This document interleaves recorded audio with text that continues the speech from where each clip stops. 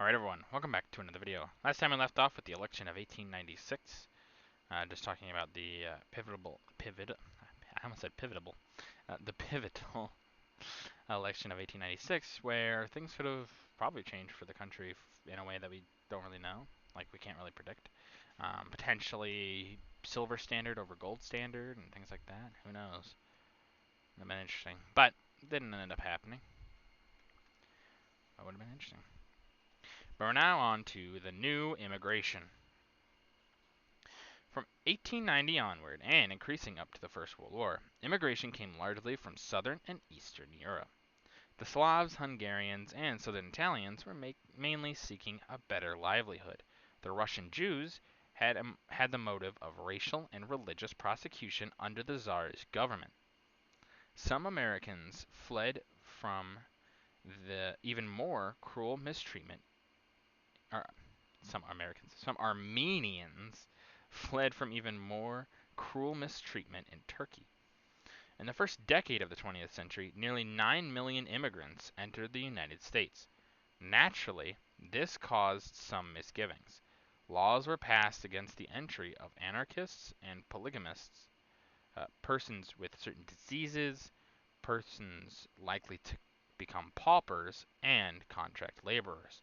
Already, Chinese labor, which had led to racial strife on the Pacific coast, had been banned. In Woodrow Wilson's time, Congress had attempted to bar illiterates, but the president, considering this more a test of opportunity than of ability, had vetoed the plan.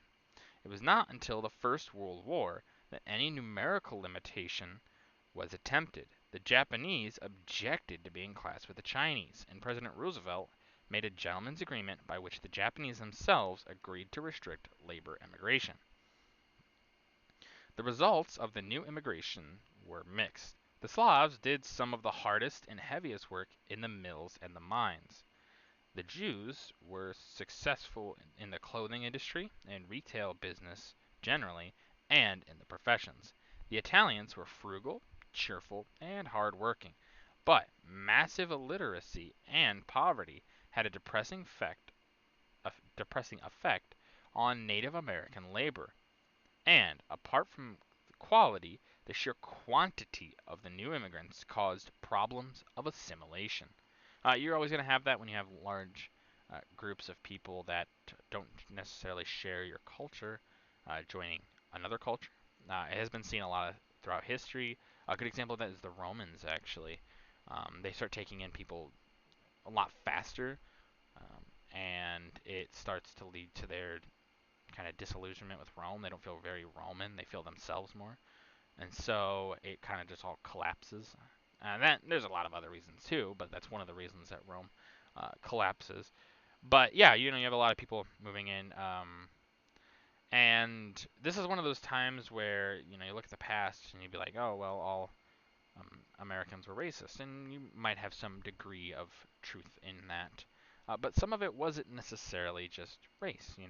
Think a lot of the Slavs and things like that. They are white. They are some of the whitest people you know. But they had the same discrimination as many others. It's more at this point. It's more of these people are taking our stuff. Is kind of the idea that a lot of Americans had at this time, and so that does end up leading to racial discrimination, which is awful, of course, but not really uncommon or not something that people probably could have predicted. But now we'll get into the picture. At the bottom left is a cartoon by Thomas Nast showing a Chinese coolie being protected from a mob by the spirit of liberty. The Chinese had entered California during the gold rush days. During the Depression of 1870s, the attitude towards them turned hostile, since they were considered cheap labor. In 1882, the Chinese Exclusion Act regulating immigration was passed. Yeah, there's going to be, like I said, there's going to be a lot of people that are going to be very upset, especially against the Chinese out west. There was a big, big immigration boom of Chinese to America, and many Americans felt like this is getting out of hand, like they're just going to take all their jobs. And to some degree, they were right, but how they reacted to it was not, of course. Um,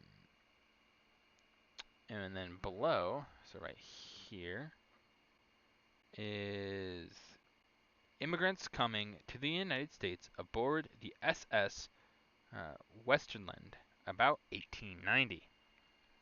Yeah, and depending on where they came from, they might have to go through Ellis Island, I believe, at this point. I believe Ellis Island is a thing at this point. It was, I think, 1900 or 1890. I don't remember exactly. Someone have to correct me. But, um, yeah, a lot of people coming in from all over. So, not that surprising. You see this.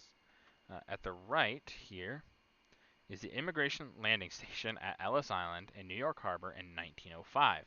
So there's Ellis Island, 1905. It's actually a very beautiful building. You can go there today. I believe it's a museum or so. I don't know if it's still used for immigration. I don't believe it is, but someone would have to correct me on that. But very beautiful building. You can ever go see it.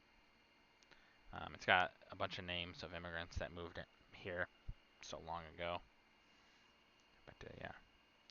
And then at the bottom here is Italian immigrants landing at Ellis Island in 1905. Yeah, a lot of Italians come in, specifically Sicilians. A lot of Sicilians come to America. They said southern Italy, but obviously Sicilians are part of that whole thing. Not gonna get into that argument, but um, yeah, a lot of Sicilians and southern Italians coming to America, try to find better lives. Sometimes they do, and um, interestingly enough, at the time when a lot of this immigration happens, their prohibition ends up passing, and a lot of Italian immigrants, not well, I shouldn't say a lot, but some lead to organized crime. You know, organized crime families in Italy had been a thing for a long time. The mafia, that kind of stuff.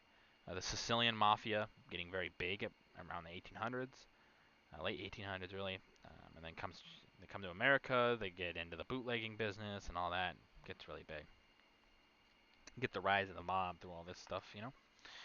At the far left top is Dutch children at Ellis Island. They're probably like, where are we? Why are we here? Oh, look, they got their clods. Sorry, I had to point that out, but yeah, that poor little kid looks like they're about to cry. I'm sure it's a bit scary. Above here is the Registry Hall at Ellis Island in 1911. It was large enough to hold 5,000 immigrants at once. Very nice little building. I mean, 5,000 people, that's quite a bit compared to like maybe nowadays, maybe not so much, but for back then, probably was quite a bit. At the far left is an Albanian woman at Ellis Island in 1905. Yeah, Albanians, like I said, a lot of Eastern European, a lot of Southern European, maybe even a little further, moved to America. So that's surprising. At the left here is Romanians at Ellis Island wearing their native costumes. Yeah, a lot of Romanians as well, Romani people. Romanians have kind of a view today. A lot of people have a view of them, and maybe not so much, but hey. But yeah, they moved here. They were doing actually pretty good, and they would be doing pretty good here soon in Europe, but not forever.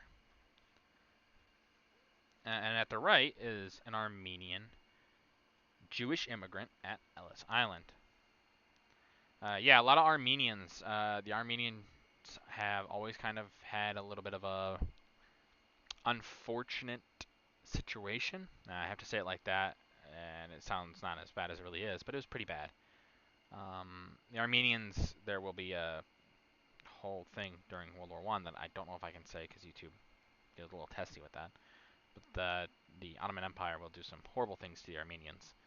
Um, they've always kind of had a little bit of a horrible time, especially under any Islamic rulers. I mean, it doesn't make sense. They don't like them. At the overleaf here is uh, many of the Jewish immigrants moved immediately to the Lower East Side of Manhattan, where conditions were extremely crowded. Yeah, you're going to get a lot of people moving into one area. It's going to get quite crowded. Um, New York still has a very, or Manhattan specifically, has a very large Jewish population today. Um, but yeah, I mean, Jews have always kind of moved around, and they have always kind of found discrimination wherever they go. This is no different. It's not going to be any different. Um, just kind of how it is, you know. Just kind of how things happen, sadly. At the left here is a New York City judge swearing in new citizens on the 8th of February, 1916. I'm sure they've probably felt pretty good about that. You know, hey, you're actually citizens now. Because, you know, you could be an immigrant and not necessarily be a citizen, which does bar you from a lot of things.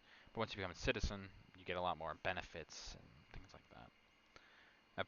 And below, Slavic immigrants in New York were often crowded into tenant buildings.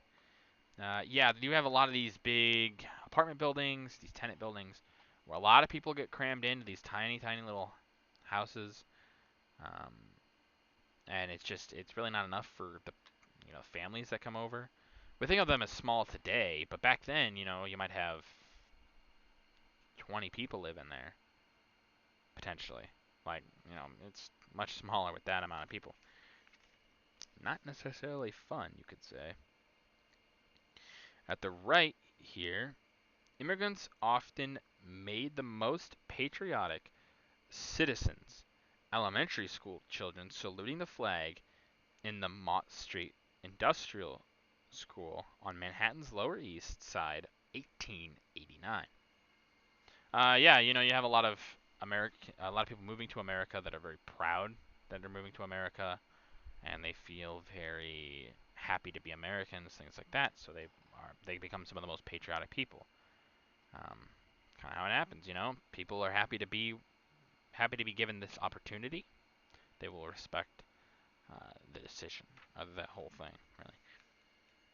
And then the bottom here, meanwhile, as Thomas Nast uh, pointed out in his cartoon, Native Americans were being denied the vote that was freely given to naturalized American men.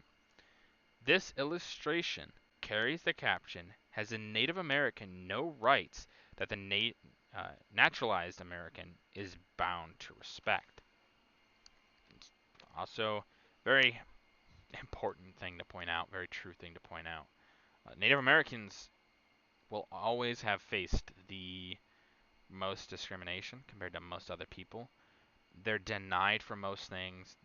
A lot of this land was theirs once, and they're denied voting. They're not denied anything, even that new immigrants are given. New immigrants, they become naturalized and things like that. They're given more rights than a Native American whose family has been here since who knows how long, thousands of years maybe. Um, and it really is awful what happened to the Native Americans. Um, Even today, they're still feeling the effects of it in a way that not really many other groups can really say they ever did or ever will. But that is going to do it for this video. If you guys liked the video, leave a like. If you have any ways you can improve on these videos, leave a comment down below. I always appreciate your feedback.